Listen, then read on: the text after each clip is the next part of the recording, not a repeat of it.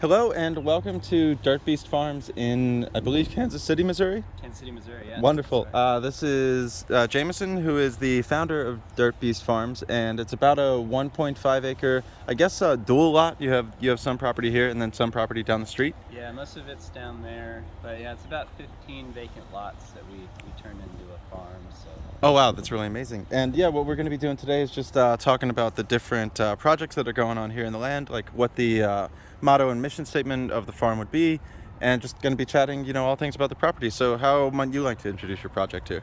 yeah, so I guess you can kind of tell we're kind of in that sort of intermediate phase of we've pretty much finished for the most part clearing the land and amending the soil.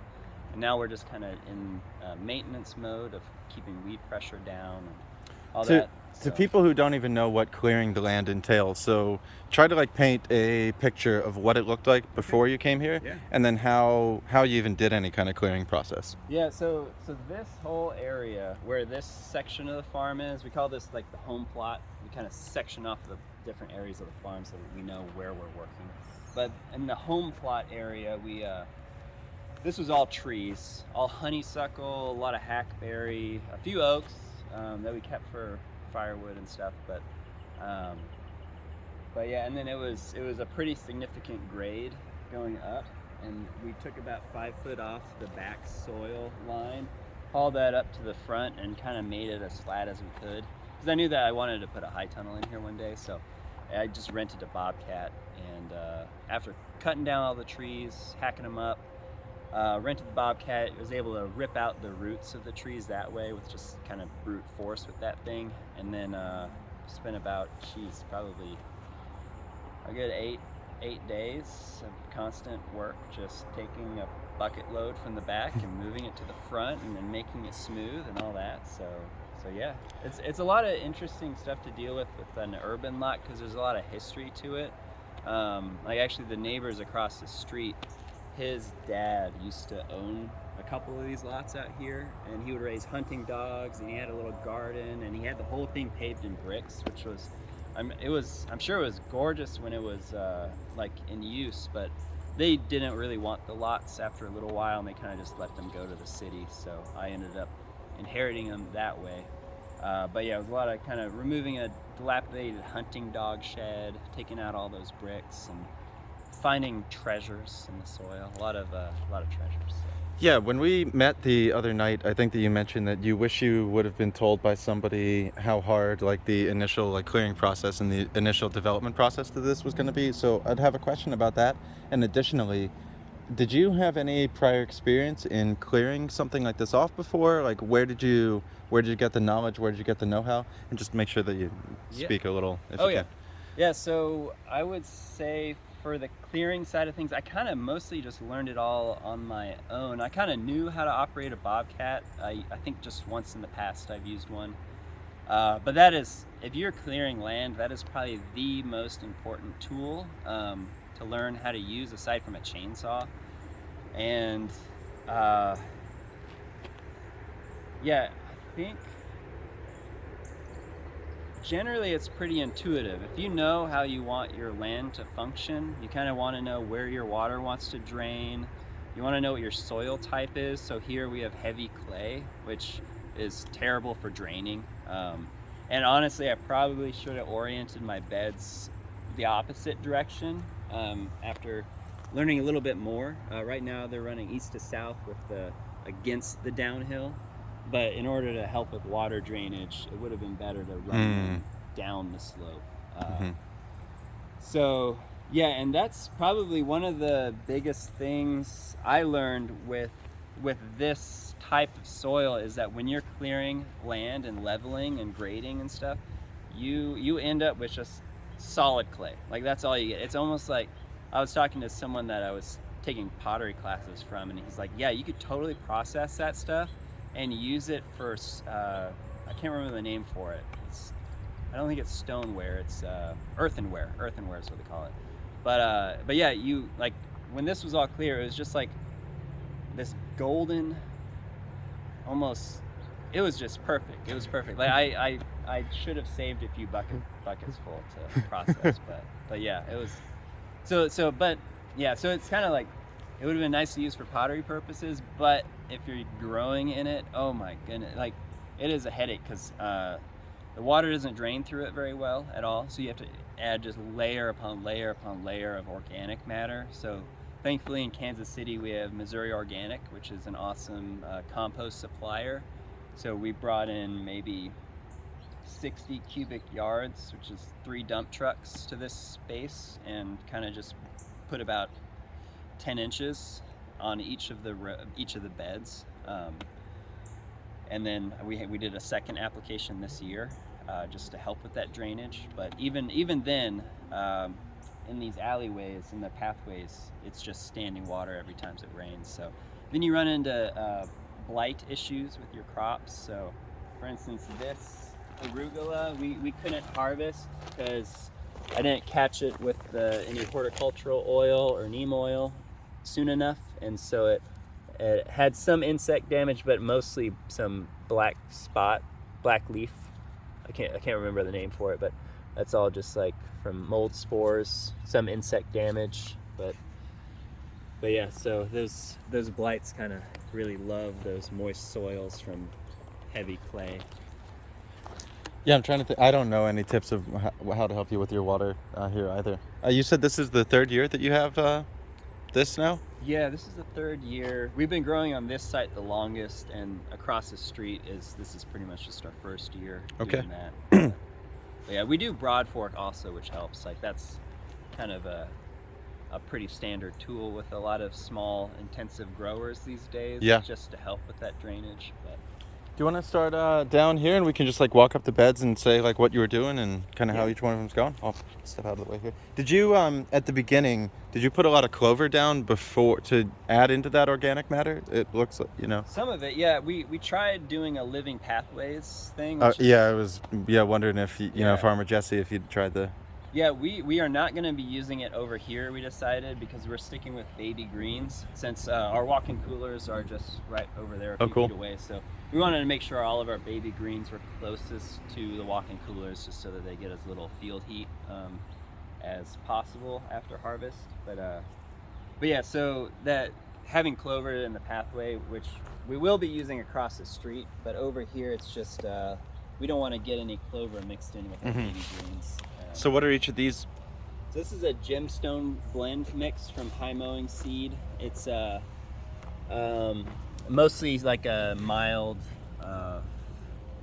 mustard green mix. So, and that's what a lot of that is. Which, even though a lot of it's bolted, we can still harvest it and use it as a braising mix. So you can harvest it as mature and sell it as bundles, which is awesome.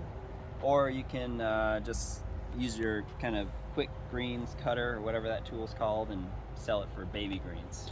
Yeah, I guess since we brought up the sale aspect there, we talked a little bit off camera about something that I was interested in. I've been going around talking to a lot of different farmers, and the margins seem to really just not exist. And it seems like, people are working all the time, or they're, not making anything. And you had told me that you're paying 2 staff members $16 an hour, and you spent a lot of time on, I guess, like spreadsheets and like evaluating markets and so forth. So where would you want to begin on how you developed, what you were going to grow, how you were going to sell it? Are you selling at markets? Are you selling at restaurants? How did some of that process unfold? And if you want to walk around to different places, we can too, to get like visuals. Okay, yeah, cool. Yeah, so as far as margins and pay and all that sort of stuff goes, I'm in a position in which I can kind of play around a little bit and take the risk of paying $16 an hour for field labor during this phase of my farm, like kind of the beginning phases. I don't have kids, that's like a pretty limiting factor for a lot of folks. I don't have a lot of outside expenses aside from like, making my house livable. That's a big one. And the farm and myself. So yeah, I have the privilege of kind of being able to pay people that much, and I won't be making a profit this year. It's one of those things where it is pretty risky to do that sort of thing your first few years of farming, and it's not easy. But I believe in a $15 minimum wage, and but I also believe in keeping our produce affordable for people. So it's kind of riding that fine line. Labor is always the most expensive part of pretty much any business. So it's yeah, no different with farming. Yeah, I've been trying to run the numbers in my head too. How can we pay people living wages if they're going to be producing food? And I mean, the answer is you gotta eliminate like the grocery stores or the chains from taking like profit off the top of what we're producing. Like something in the model has to change because the numbers don't add up. If we were to recalibrate, it's not adding up at the moment. Yeah, and I think there's a lot of kind of city farmers markets that have very low like stall fees or whatever, and I think we need more of that because that's where a lot of farmers make most of their money. I mean, restaurant sales are also a big one for farmers, but trying to do wholesale deals with restaurants, or I mean with grocery stores, like you're basically getting 50% of what you would get from a direct sale. I've said that I would like to see any grocery store has to build stalls out front of their grocery store. That way farmers can kind of just go up and use them, and they could just go up when they wanted to. So are you doing a lot of your sales at a market? Are you doing some restaurant sales? Yeah, I'm doing pretty much exclusively markets right now. I worked in a few restaurants, so I actually will be reaching out to a few of them today. I'm kind of working on my little fresh sheet or whatever they call that thing, just so that the restaurants know what I have. But we're kind of in the middle of pruning it right now, which is why it's kind of a mess. Oh, nice! You interplanted some basil. Yeah. Oh wow, you got huge basil. Yeah, some of that sweet basil, and those leaves are gigantic. Yeah, wow. So they really like it in the high tunnel. They like kind of being in an understory situation. Okay. They like one mistake I've made in the past is I never fertilized my basil, and this year they're getting the same fertilizer that the tomato gets. And what is that you're using? It's all organic, single source stuff that I make custom mixes of. So it's blood meal, bone meal, kelp meal, some azomite, and what else? I'm supposed to get some seabird guano here pretty soon, but that's more for like fruiting and flowering. So where did you get your start into farming, and how did you build some of the knowledge base to be able to do this even?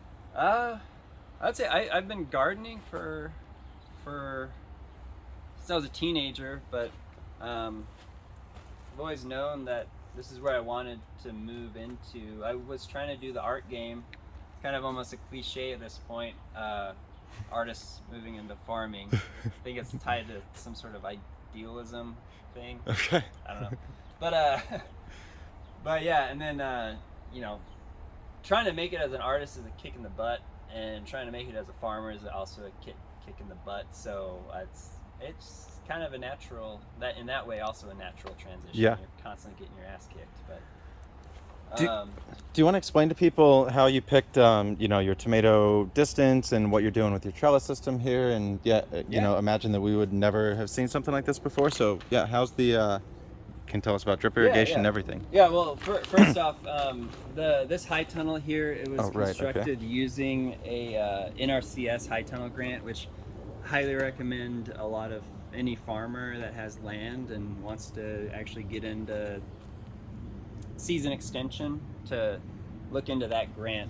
I was able to pair it with the Missouri Department of Agriculture grant, which has funded a lot of these projects. The grants that I get from them, primarily they pay for half of my startup costs for the projects, or they reimburse me later. I have to have the cash up front, which is tricky. It's been a lot of credit cards, but but yeah, so as long as the Missouri Department of Ag gets me the money in time, I can then pay off those credit cards, and it works out. But yeah, it's an investment. Like this thing, I think without the grants and all that, the total cost for this came out to like $14,000, something like that. So the NRCS paid for 90, something like 80% of that, and then the Department of Ag grant paid for another 10%. So I only had to pay for 10% of the total cost. So, and that's how a lot of these projects has worked out. it's a lot of kind of for doing these sort of small scale intensive ag projects, especially if you're looking to supply like low income neighborhood. Like Ivanhoe is relatively low income. I think the median income here for quite a long time was about $20,000. So, and thankfully we have a number of grocery stores now, which is awesome. Just for that food access side of things. Aldi is up the street, which is awesome. Love Aldi. Aldi's the best. My stream ran off a lot of 49-cent all the cans of beans. Yeah, so The only grocery store that takes the cake is Grocery Outlet, in my opinion. yeah, okay. Ooh, Grocery Outlet is nice. It's like going to a thrift store, but it's a grocery store. It's awesome. And nothing's been used, which is Right. also important. But yeah, so that kind of gets into the construction of the high tunnel, and then as far as the system. Yeah, how long did the high tunnel take to assemble? And how many people? There's me and a friend put it up. Okay. Just me and one other person.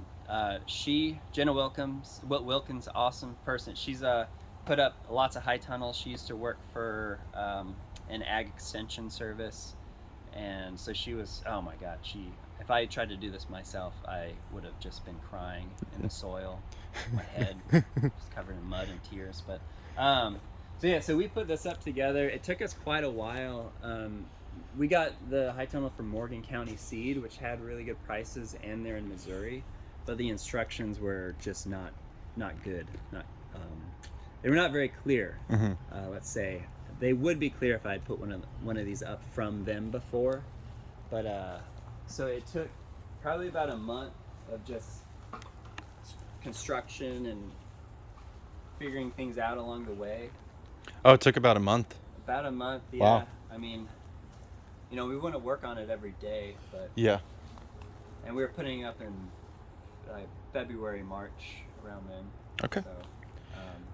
So, Let's talk about your tomatoes here and how Yeah. you're doing your tomatoes. yeah, so we got the tomatoes on lines that extend up to the supports that go across the high tunnel.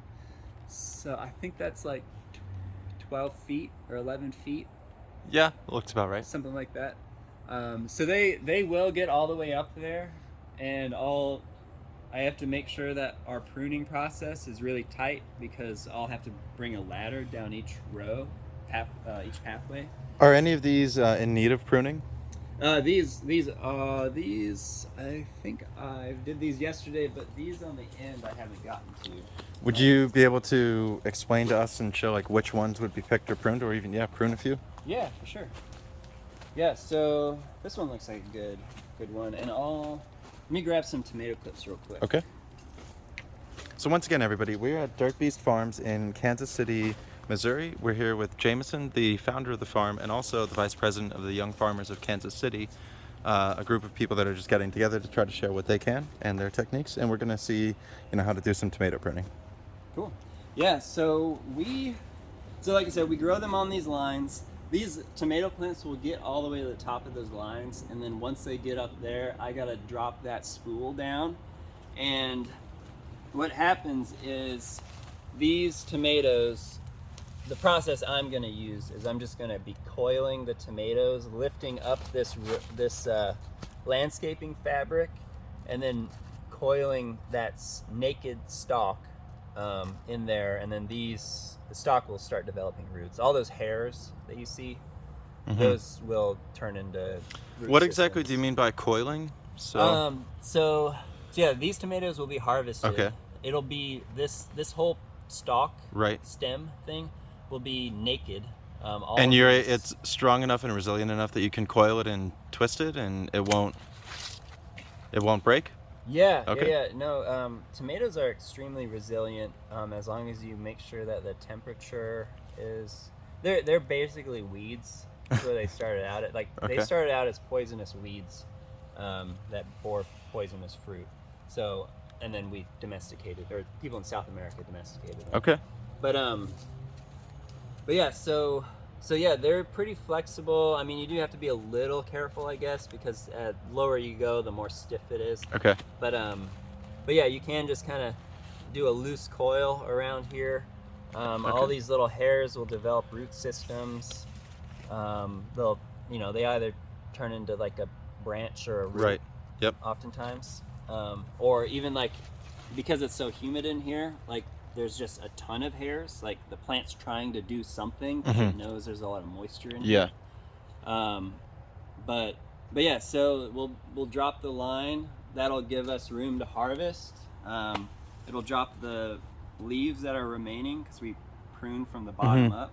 I'll drop those lower, and then generally the fruits ripen from bottom up because you got the older fruits on the bottom. So what is your expected harvest months on these?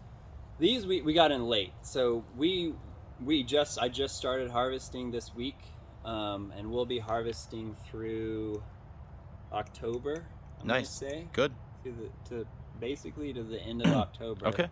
And then we'll have a ton of green tomatoes left over, which I think one year I sold more green tomatoes than I did ripe tomatoes because green tomatoes are extremely versatile. Like you can do.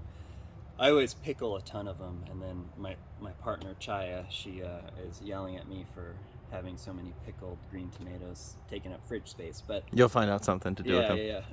So which of these then are going to get clipped, or how do you know which ones to clip? Yeah, so I kind of refer to it as the armpit, the upside down armpit of the plant. So, and I don't know if these are the proper terms, but I call this your lateral. Okay. And then this is your sucker. The suckers they always come out of the armpits of your laterals. So, and then this is your main, yeah, your leader. Your leader is what I call it. So in some systems you can have 2 leaders. You'll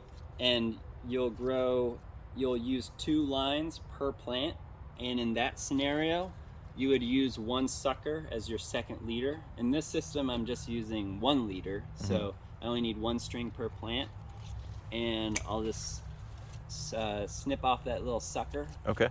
And leave this. If it was any lower, I'd cut it off. If it was below our first fruit, I would cut that off. But so then this one would come off? Yeah, that one would come off. And you got to be careful sometimes because sometimes the branch that's the fruit-bearing branch, it looks different, but sometimes they do pop out of the armpit. So you kind of, they have a slightly stiffer, like they're more dense of a branch, and they do produce your little tomato flowers pretty early on, so that's pretty identifiable. And these guys, I just side dressed this morning. There's I think a little bit of a nitrogen deficiency which causes flower drop, which is why like that flower just fell off. So you can kind of tell they start weakening off. That one is broken right there, so it's just gonna fall off at some point, and it won't produce tomatoes. So, but yeah, so sometimes it will lose all those, and you'll just have an empty fruit-bearing branch. But yeah, so there's another sucker. Here's another sucker that's a little older. You can tell because you got your lateral here, and it's a little confusing because sometimes, if you're new to it, you don't really know which one's which, but because it is higher up, but it just, grew a little bit more, some of the others. And then this guy up here is the last one. Cut that off. And then using one of these little tomato clips, I find the highest kind of sturdy looking lateral. Clip it right under there. Interesting. Yeah. So it looks like you're doing them about every 2 feet? Yeah, I think we did 18 inches on these. Is that a little closer than normal, or is that the normal? I think that's 18 to 24 inches. Okay, nice. Is pretty standard. Depending on, like, some of these, honestly, I probably should have spaced these Brandywines a little bit further apart. They get these huge leaves. They're like, they get even larger down the line, but once they get a little bit bigger, their leaves are that big. Wow. So, do Do you have your drip irrigation on an automatic system? Do you come out and turn it on, or how does the watering work out here? I just turn it on. I have a timer, Uh-huh. but it's a manual timer. It's not Okay. like a digital thing. So I just come out here, turn it on for 2 hours. They get watered in. I do that every day. Was there a reason why you only interplanted some basil and not every row? Oh Wow, no, we these are just ran out of huge. basil. You ran out of basil? Yeah, that was it. That Oh was my it. God. Not too scientific. I've never seen basil leaves this big. Yeah, it's awesome for pesto, because you need a lot of basil for pesto. And Right. Do you I, do any value added product sales? Like, creating a pesto and sell it, or selling pickled? And are there more regulations on doing that than on doing? Yeah, there are cottage industry foods you can make, or cottage law foods, I think is what they call it. So I do make some of those. Like I make kale chips out of whenever I have kale left over after a market, I'll turn those into chili lime kale chips, and Mhm. people like those quite Mhm. a bit. So usually sell out of those, which is nice. But and then for the Tulsi, which is another basil, it's like holy basil, is what people know it as. It's popular Indian basil, using uh, Ayurvedic medicine. It's kind of almost like a cure-all for the most part, but um, I'm gonna start drying that and turning it into little tea satchels. Cool. But yeah, I can't really do pickles, unfortunately, if I don't have a commercial kitchen and I don't get those approved, like the recipes approved by the health department and all that. I can't do anything really that requires processing of potentially hazardous foods. Mhm. So Yeah, how many regulations or so forth did you have to go through to even be able to sell like your foods at the market that you're going to? Was that like and or even yeah. was it hard to get zoning here to do agriculture? No, yeah, thankfully, so a number of organizations already did the um, the footwork for us new generations of farmers. Catherine Kelly over at Cultivate Kansas City, and a number of other people put in a lot of work getting the what's it called? It's a urban agriculture zoning ordinance put in place.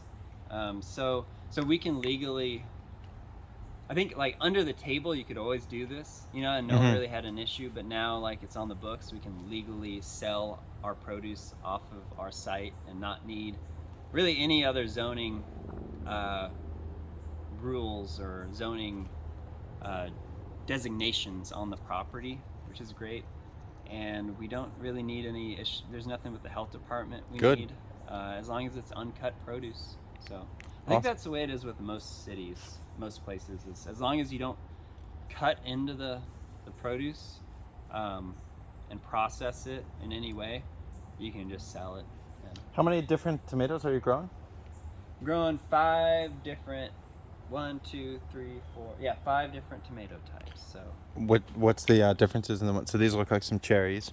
yeah, so these I think they're called Sunkiss cherry tomatoes. Yeah, super sweet, little tasty doodads. I just harvested them yesterday, so I don't think there's any ripe ones. Mm. Just a few that are blushing, and then these are indigo apple, kind of like a little half-pound slicing tomato. It's purple and red. Okay. And these are a new one for me. These are Sakura, or I'm saying that like in a white American, but it's a Japanese. A sakura. Yeah, Sakura. yeah, something like that. Yeah. Awesome. So those are great because they get huge, super prolific, very large clusters of tomatoes. Mm. And then these are an early slicing tomato. And then and what's over here on this side? These are some of the largest peppers I've ever grown. Yeah, I was surprised. I've been really working on my fertilizer regimen. Yeah. So they really benefited from that, and we got just probably about 260, I think, early jalapeno Ooh. peppers. Some poblanos, maybe about 50, 60 poblano plants. And then we're also growing this native to southern United States and Central America. It's called chiltepin, which I might not be saying that correctly, but chiltepin is how it's spelled out. And where is that at? That's these tall guys that they haven't really produced any yet. It looks like they take a little while longer, and they might need either they've been over fertilized or under fertilized. They kind of grow like a weed on the roadside a lot of the time, but they produce these tiny little sort of almost dime-sized looking peppers that are super hot. So that's part of the collaboration I'm doing with a restaurant and a seed supplier, a local seed supplier. So we're doing like a seed to table sort of program. That's awesome. Are a lot of people doing peppers and tomatoes indoors, it seems? Yeah, I think that's a common thing that people do for high tunnel production is, a lot of mostly summer stuff, but also great for overwintering in here, doing cauliflower and broccoli. And Are you going to be putting anything in here over the winter? I am not quite sure. I think I might need to cover crop this right now, this year. I would like to use it for some cauliflower. It's kind of that's my white whale as far as vegetables grow. I've never been able to grow a good, nice, dense, big head cauliflower plant. So maybe I'll set aside like half of the high tunnel for cauliflower, but I need to get some like, I don't know, winter rye in here or something to help build the soil. Awesome. Yeah, let's head back outside. Yeah.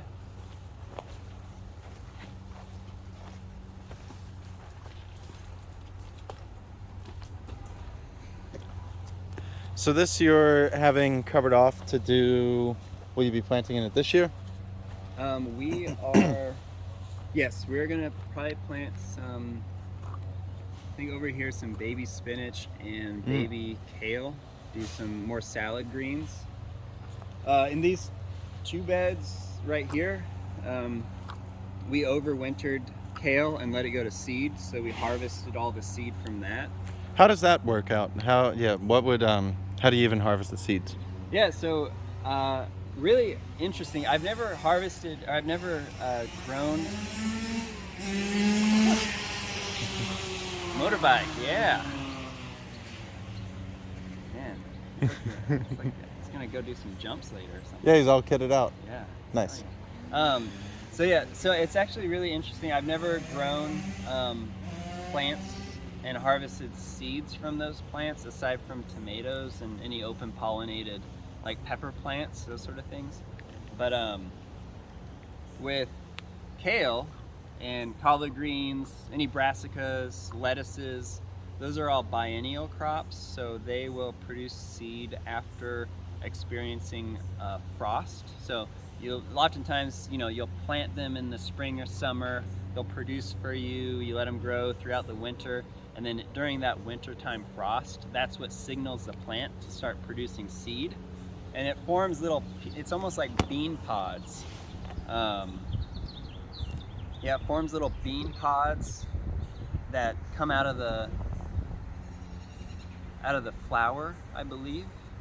So once a flower drops off, the bean pod comes out, and then you just wait until they are dry. They kind of yellow and dry out on the plant, and then you go through and you just grab a plant and then rip off the seeds, kind of strip them that way, and then into a bucket, and then you can filter them out, and you got $200 worth of seeds. So how much would it take for the $200? Is that one bed or? Yeah, so that would be 2 beds. We harvested about $200. It's, in my scenario, it's probably not worth it. It was kind of just an interesting thing. Something to learn how to do, yeah. Yeah, because that probably would have made more sense to dedicate these beds to something like a spring mix. Right. Because I could probably make $200 for 2 beds in a month. Right. So, but I did have a question. What year are your asparaguses on down here? these are just the first year. Okay. Yeah, we just planted them this year.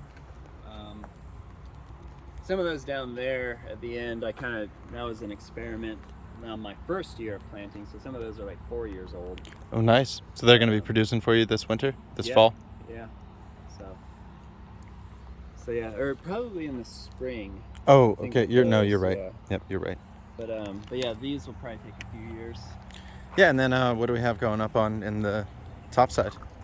Top side. So this is the The arugulas. arugula that can't harvest. So we're gonna harvest those for one of my employee. He has chickens, Mm, so chickens are gonna love that stuff. This is that mustard green mix that we have over there as seedlings.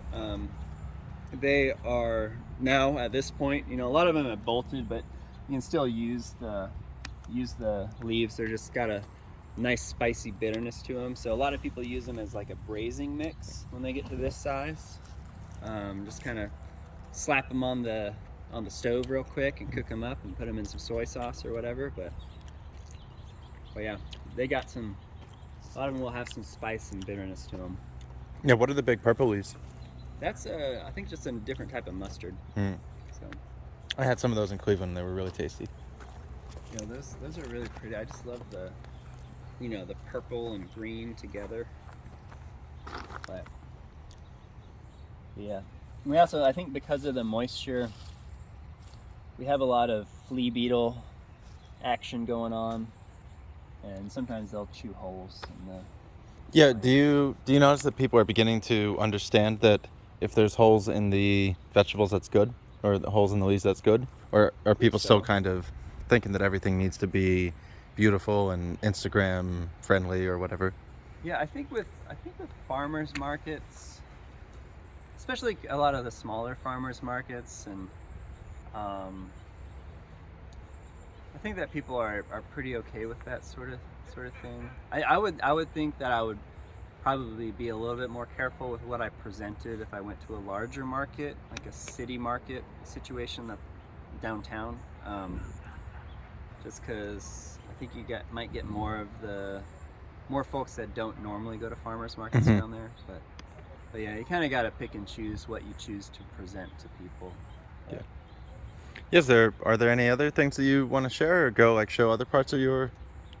We might avoid the wash station right now. That's fine. Well, now let's go take a look. Okay. Yeah, okay. So this will be a good. I can maybe share a lesson I've learned. Okay, so I get really excited about projects. I get really excited about what I'm doing, but I tend to move on to the next project before I've gotten finished with the first one. Mhm. I would recommend not doing that, because then you will end up with a situation like this. I'm gonna pan around. Yeah. So this is the wash station walk-in coolers. One side of the walk-in cooler works. The other side did, Okay. except, long story short, the AC unit I had for it, we had to use for the trailer, which has a walk-in cooler in it. Oh, nice. Doing Okay. mobile markets. We had to move that in there because it's supposed to be a short story, but anyway, the AC unit wouldn't fit in that. The new one wouldn't fit in that, so we have to carve out the new hole again. Get that. Which, after you got insulation installed in there, and it's all framed out and everything, it's not a chore I'm looking forward to, but just takes some patience is all. So this, we kind of got this to the place where it's functional. Like, we have a wash table set up, we got our hose strung over there, we've got a little lettuce dryer thing we got set up, we got a walk-in cooler, all the functional sides of things. However, the usability of it, because you can tell there's a lot of stuff around, and just construction zone city, it's difficult to use because we moved onto the trailer before we got that finished. Yeah. So yeah, I need to slow my roll. I think You'll catch up to it. Yeah. But yeah, so that's one of those things about starting a farm, starting things. You're someone like me that is constantly distracted by shiny objects. I would recommend taking a few deep breaths. Yeah, I've talked to a couple farmers that have said they kind of like bit off more than they could chew at the beginning, and then you always feel you're catching up, and you're kind of never catching up. So yeah, one of the biggest tips that I've been given was start slow. Kind of like go for the long haul. And you know what? People told me that when I started. They tell me that. Yeah, they tell all of us. I didn't do it. Right. But anyway, so yeah, but. All in all, I'm happy with how things are coming along. It's a little bit of a mess, but we can deal with it. And we get produce washed in a safe manner. Right. Everything's sterilized, and we have very good sort of, as far as food safety goes, very good cleaning protocols, and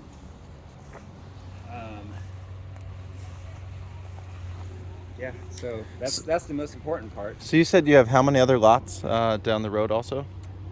We've got 3 here, so I think we've got about 12 down the street. Wow. Yeah. And how much of that is going to be used? The whole thing is used except for the western hillside. It's a super steep hillside. It's overgrown, completely overgrown with just everything. Mm-hmm. Like poison ivy, like probably as thick as my leg. You know, like it's like a tree of poison ivy that just wraps around the trees on the hillside and kills them off. So yeah. So with the area that we can plant, we've planted all of that. Yeah.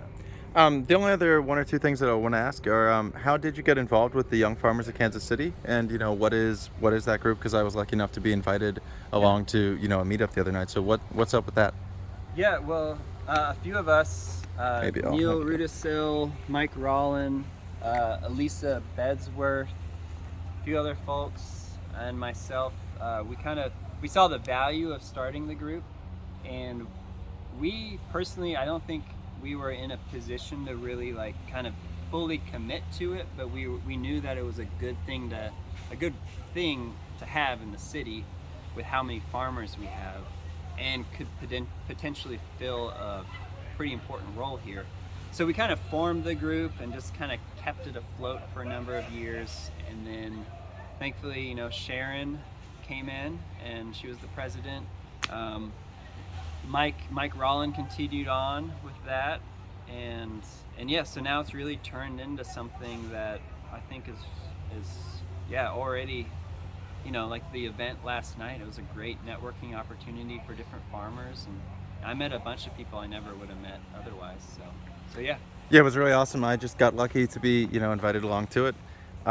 So this is Jameson with DirtBeast Farms. Is there any way that you want to conclude? Do you want to tell people like website or how anything in general, Instagram? Well, actually, do you mind if I talk a little bit about I talked a little bit about like the margins and stuff. Oh right, yeah, of course. No, talk again. But yeah, so I'm pretty proud and happy to pay people $16 an hour here working on the farm. Farm labor is super hard work. I'm lucky to be in a position that I can do that. And in order to do that, however, we do have to keep pretty strict tabs on like how much time we spend in the field, how much time we spend with each task.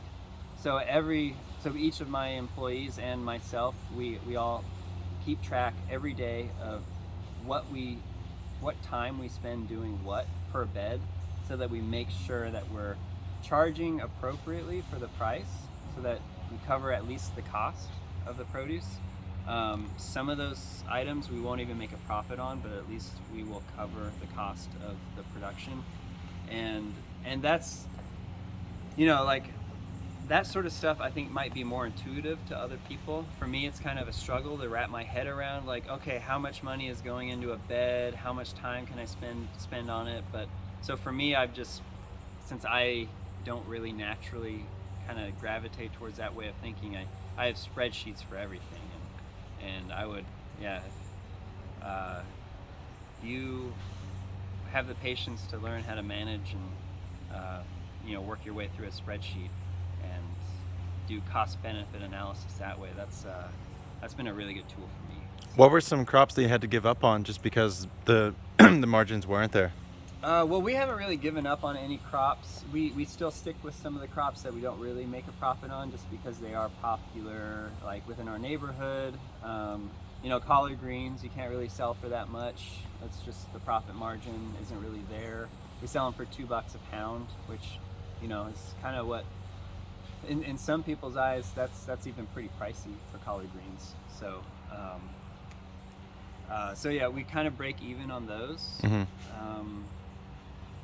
And we have, so using collard greens and as an example in my spreadsheet, we figured out how many harvests we can get per planting, and and after all the costs and everything, we know that we have between 2 people, we have 5 minutes to harvest 10 pounds of collard greens in the field.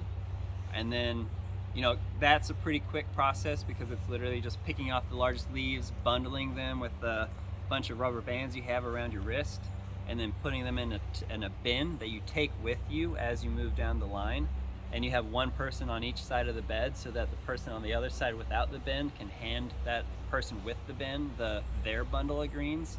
So you got to look into all of those little things that suck the time out of whatever it is you're doing. Like whether it's walking from where you're harvesting your greens to the end of the bed to put those greens in the bin, like that'll like triple the amount of time you spend harvesting. So you want to always have your bin with you as you move along. So those little things just are super important.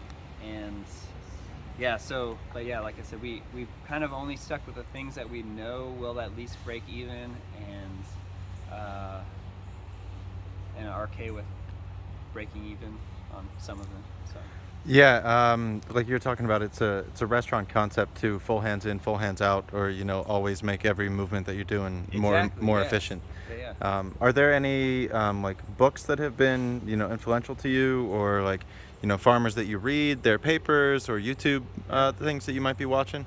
Well, you can't really tell by the state of the farm right now, but the Lean Farm, the person that owns Clay Bottom Farm, I can't remember his name unfortunately, but I really like the way he thinks about systems, and I don't necessarily, I don't put in practice a few of the things that he does, like always having only what you need on hand. Just the kind of person I am, I tend to stockpile things for better or worse, but I just love the way he thinks. Like he thinks in a way that just like that really appeals to that sort of systems-oriented approach on a farm, and that's been really important. Someone in the neighborhood, Neil Rudisil, who owns a farm just up the street, he's been kind of like an informal mentor. So always like finding someone who can kind of like be that person for you if you're a young farmer starting up. Highly recommend that. Neil's been just kind of indispensable for a lot of people, not just me. So. Yeah, most of the farmers that I've gone around and spoken with have been open, sharing, let's talk, let's see what works for me, let's see what works for you. So it's been nice to be, I guess it's still, well, it is. I mean, it still is a business, it still is an industry, but it's nice to be talking to people in one that are willing to talk about the details of their projects and the details of, I did it this way and that worked, and I did it that way and it didn't work. Yeah, and it's refreshing to be able to find that. Definitely, yeah. And one thing that Neil has said in the past that has really stuck with me is, I can't remember his exact wording, but just the fact that the market is so large for fresh produce, especially produce that's like, harvested the day that it's purchased. It lasts so much longer than the customer's refrigerator that way. The market's so large for that. There's like, especially for us small farmers, there's not really any need to have that sort of competition mindset, and so there's no reason to not just be constantly sharing what you learn along the way.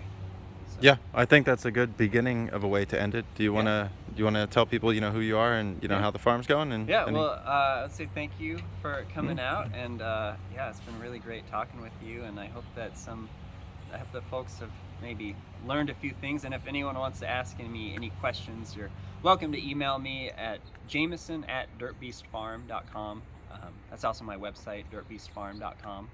So, but yeah. It's been a pleasure. Yeah, I really enjoyed meeting you and being able to come out here and talk, and it's just been another good stop on the journey. I've had a lot of enjoyable time in Kansas City. So this is DirtBeast Farm in Kansas City, Missouri.